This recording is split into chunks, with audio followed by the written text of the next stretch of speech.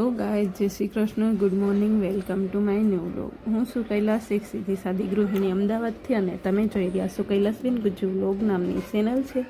મારી ચેનલમાં મારા વ્લોગમાં તમને જોવા મળશે મારી હાસ્ય અને અસલી જિંદગી, રસોઈથી લઈને સંબંધો સુધીની. તો બસ આ વ્લોગ બહુ પહેલાંનો છે, દિવાળી વખતનો છે. જોકે અત્યારે 20-22 દિવસ લેટ થઈ ગઈ છે વ્લોગ મૂકવાનું, પણ એનું રીઝન કંઈક બીજું છે. હું કેમ નહોતી મૂકતી વ્લોગ એ હું તમને કહીશ. તો બસ ચલો કન્ટિન્યુ વ્લોગમાં રહેજો. ને અત્યારે અમારો ટાઈમ એટલો ટફ જાય છે કે શું કહું યાર તમને, નહીં સમજાતું મને. નહીં વ્લોગ શૂટ કરવાનું મન થતું કે નહીં વ્લોગ એડિટિંગ કરવાનું મન થતું.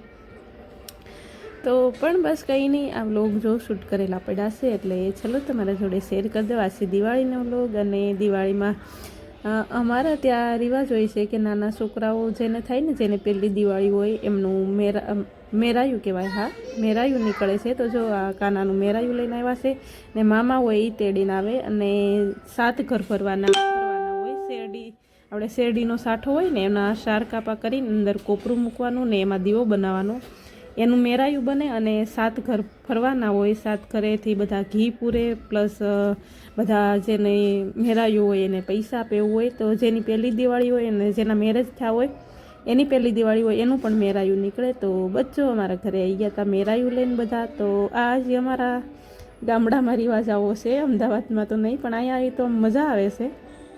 તો બસ ચાલો કંઈ નહીં, કન્ટિન્યુ વ્લોગમાં રહેજો. મારી ચેનલમાં પહેલી વાર આવ્યા હોય ચેનલ સબસ્ક્રાઈબ કરી દેજો, અને વિડીયો ગમે તો લાઈક કરી દેજો. અને આજે દિવાળીનો દિવસ હતો તો આખો દિવસ મેં વ્લોગ નહોતો લીધો, કારણ કે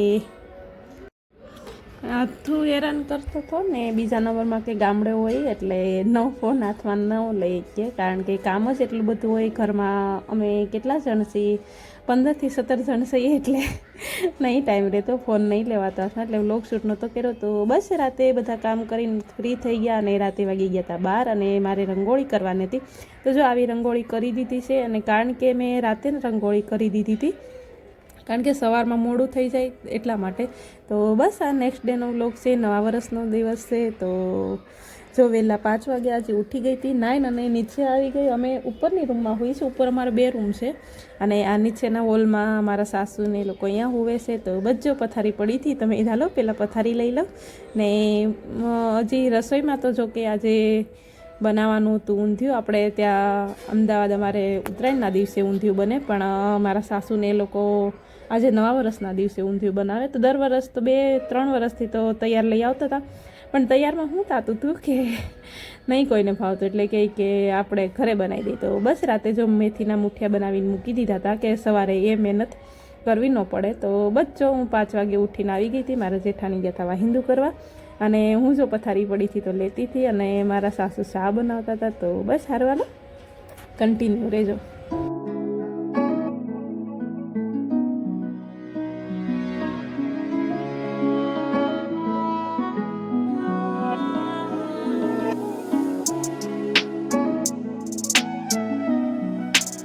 તો અમારા ઘરમાં બધાથી પહેલાં મારા સાસુ ઉઠે છે, અને હું આવું ને ગામડે એટલે હું નાહી ધોઈને નીચે ઉતરું ને ત્યાં સુધીમાં મારા હાઉ એ ચા બનાવી દીધી હોય, લોટ બાંધી દીધો હોય, બસ રોટલી કરવાની રહે.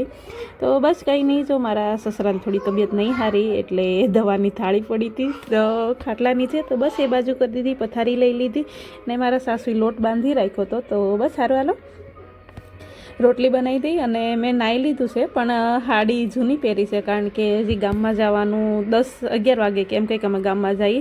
અને ગામડામાં શું છે કે 6 વાગે ને એટલે બધા લોકો રામ રામ કરવા આવી જાય, જય શ્રી કૃષ્ણ કરવા આવી જાય. એટલે બસ તો બસ બધા જો આવી જાય, ને અમે જઈએ છીએ મોડાથી, કારણ કે ઘરનું થોડું ઘણું કામ કરીને. તો બસ મારા જેઠાણી જો વાહિંદુ કરવા ગયા છે, ને હું રોટલી બનાવું છું.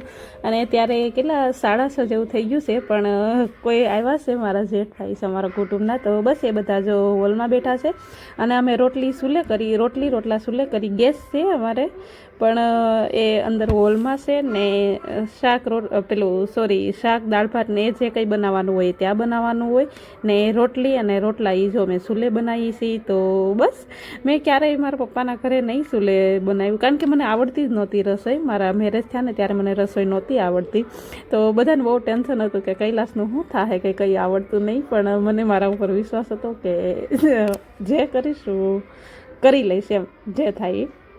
તો બસ હું મેરેજ પહેલાં નહોતી રસોઈ શીખી ને બસ જો આલો રોટલી બનાવી દીધી છે ને હવે બનાવવાનું છે ઊંધિયું. તો શાક બધું મારા સાસુ અને ફઈ સાસુ છે અમારા, એણે બે રાતે સમારીને રાખી દીધું હતું. રીંગણને એવું સવારે સમારવાનું હતું, તો બસ વાલોળ, તુવેર, વટાણા એ બધું રાતે સમારીને મૂકી દીધું હતું. તો જો આ બધું શાકભાજી એ રાતે એને કરી દીધું હતું ને અત્યારે મારે રીંગણા અને બટાકા ખાલી સમારવાના હતા. તો જો બટાકા ને સકરિયા અને પેલું શું કહેવાય રતાળું ને એ બધું અત્યારે સમારી અને જો એ બધું તળી લીધું છે ને હવે રીંગણા તળવાના છે. તો હાલો પેલા રીંગણા તળી લઈએ અને પછી શાક વઘારશું. તો ચલો કન્ટિન્યુ વ્લોગમાં રહેજો. મારી ચેનલમાં પહેલી વાર આવ્યો હોય તો ચેનલ સબસ્ક્રાઈબ કરી દેજો.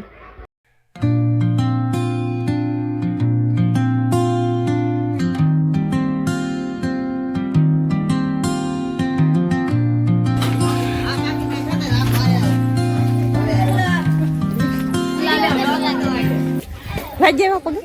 Ani lapan. Lagi. Jangan.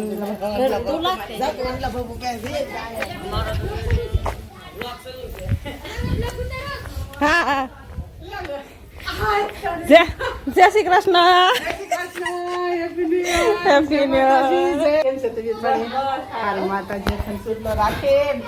તો બસ જો સૌથી પહેલાં સવારમાં ઉઠીને જો કે રસોઈ બનાવી દીધી, તમે આગળ જોયું વ્લોગમાં એ રીતે. અને બસ મારા સાસુને પગે લાગી લીધી, સસરાને પગે લાગી લીધી, જેઠ જેઠાણીને બધાને પગે લાગી અને પછી નીકળી ગયા અમારી જૂની શેરીમાંથી, અમારા જે જૂનો દરવાજો છે ત્યાંથી. તો ત્યાં અમારે બ્રાહ્મણ છે અનિલાબા, એમને પગે લાગવા ગયા. અને બસ અહીંયા આ બંગલો છે અમારા મધુબાનો, અને મધુબા અહીંયા નહીં રહેતા, મુંબઈ જ રહી છે. પણ અત્યારે એને ઈચ્છા થાય ને ત્યારે વર્ષમાં એકાદ મહિનો આવે, રોકાઈ જાય ને. એ વાણિયા છે, તો બસ એમના આશીર્વાદ લેવા આવી ગઈ.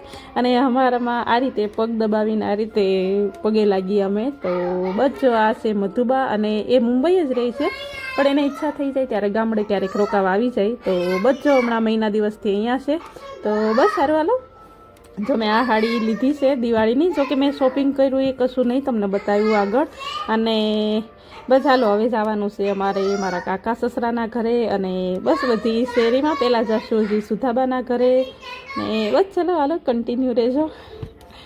આ છે મારા દેવ પ્રકાશભાઈ. તો એ કે હું ભાભી તમને પગે લાગવા આવતો હતો ને બસ તમારા આશીર્વાદ લેવા આવતો હતો. તો મેં ધારું કાંઈ નહીં, અહીંયા રસ્તામાં પગે લાગી લો અને જલ્દી દેરાણી ગોતી લો, એટલે જલ્દી અમે દેરાણીવાળા થઈ જાય એવા આશીર્વાદ આપી દીધા. અને પછી આવી ગયા અમારા સુધાબાના ઘરે.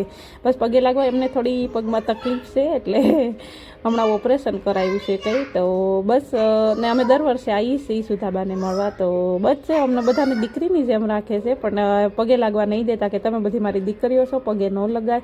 પણ અમે કહીએ કે તમે અમને આ બાને આજનો દિવસ એવો છે કે તમારા વડીલોના બધાના અમે આશીર્વાદ લઈએ. તો બસ જો સુધાબાને પગે લાગી લીધા, આશીર્વાદ લઈ લીધા, અને બસ દૂધ કોલ્ડ્રિંક પીને ચલો હવે નીકળશું.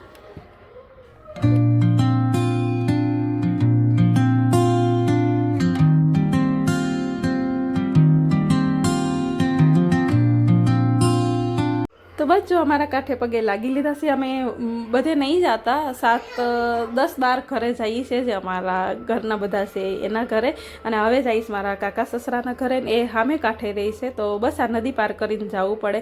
એમ તો આમ પુલેથી આવીએ તો પુલ બાંધેલો છે ઉપર, જે મેઇન રસ્તો છે તે, પણ અહીંથી નદીમાંથી નજીક થાય ને એટલે બસ જો આ નદીમાંથી જઈએ છીએ. અને અથુ અને ઢબુબેન ઘરે છે, કારણ કે એ બેન ભારું સૂતા હતા એટલે. તો બસ જો એ મારા હાહુને કહીને આવીશું કે ઉઠે તો નવડાવીને કપડાં પહેરાવી દેજો, એટલે એ શાંતિ છે. ને બસ હું હસ્તી ને મારા જેઠાણી, બે નણંદ બધા અમે નીકળી ગયા છીએ ને.